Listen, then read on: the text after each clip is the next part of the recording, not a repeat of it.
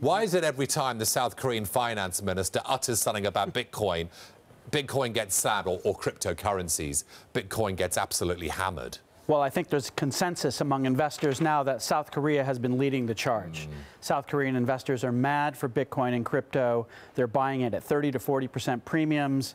It's the tail wagging the dog. Yeah, and is a shutdown of cryptocurrency exchanges seriously an option? And if it was to take place, wouldn't investors just go elsewhere?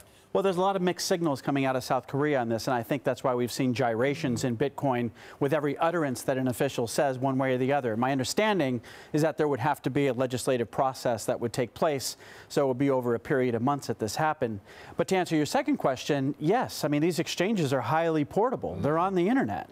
So it's only a matter of time before they would pop somewhere else and that South Korean investors would buy somewhere And what's else. China up to? Because it's also clamping down on cryptocurrency trading as well, isn't it?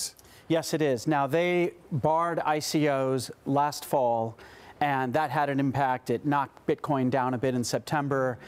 The way the Chinese work, though, is there's a sense that this is a test, that they're kind of firing shots across the bow, but they're not going to outlaw it permanently in any way, shape, or form. They just want to shake it out and then eventually garner control over it, and then it'll start to come back online, but it'll be highly regulated.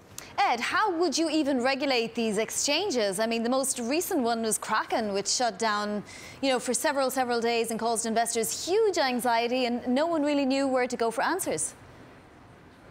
Yes, I think that increasingly there has to be some kind of domiciling process that takes place with these exchanges. Coinbase, for example, is domiciled in the U.S.